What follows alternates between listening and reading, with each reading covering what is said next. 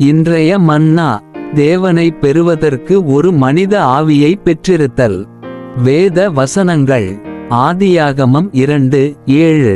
தேவனாகிய கர்த்தர் மனுஷனை பூமியின் மண்ணினாலே உருவாக்கி ஜீவசுவாசத்தை அவன் நாசியிலே ஊதினார், மனுஷன் ஜீவாத்துமாவானான். யோவான் 4:24. தேவன் ஆவியாயிருக்கிறார், அவரை தொழுது கொள்கிறவர்கள் ஆவியிலும் சத்தியத்தன்மையிலும் தொழுது கொள்ள வேண்டும் என்றார். ஊழியத்தின் வார்த்தைகள். மனிதன் தேவனை பெறுவதற்கு பெற்றுக்கொள்பவராகவும் தேவனையும் ஆவிக்குரிய விஷயங்களையும் தொடர்பு கொள்வதற்கான ஒரு உறுப்பாகவும் மனிதன் ஒரு ஆவியை கொண்டிருக்க வேண்டும் என்பதற்காக தேவன் மனிதனின் நாசியில் ஜீவ சுவாசத்தை ஊதினார்.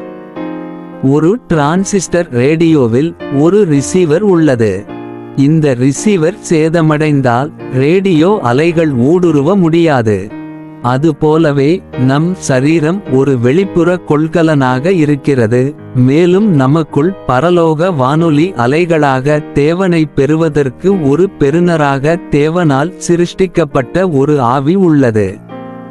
இந்த உறுப்பு மூலம் நாம் ஆவிக்குரிய காரியங்களை தொடர்பு கொள்ளலாம். நான் என் கையால் ஒரு கரும்பலகையை தொடர்பு கொள்கிறேன். நான் வாசனைகளை என் மூக்காலும் நிறங்களை என் கண்களாலும் தொடர்பு கொள்கிறேன். நான் என் காதுகளால் ஒலிகளை உறுதிப்படுத்துகிறேன்.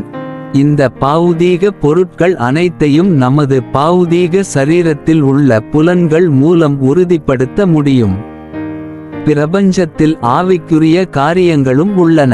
இந்த பிரபஞ்சத்தில் தேவன் இருக்கிறார், தேவன் ஆவியாயிருக்கிறார்.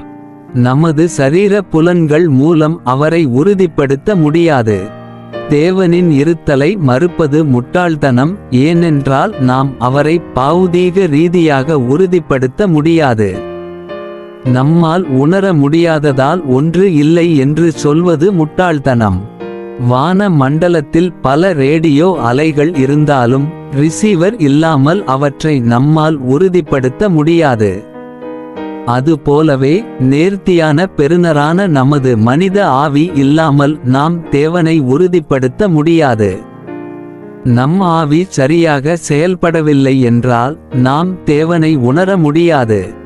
நாம் நமது ஆவியை சீர்பொருந்தச் செய்ய வேண்டும். தேவனை தொடர்பு கொள்ள நாம் நம் ஆவியை பயிற்சி செய்ய வேண்டும். வேதத்தால் மனிதனின் ஆவி என்று அழைக்கப்படும் அத்தகைய ஓர் உறுப்பு நமக்குள் உள்ளது. நீதிமொழிகள் 20:27. நாளை தொடரும். ஆமென்.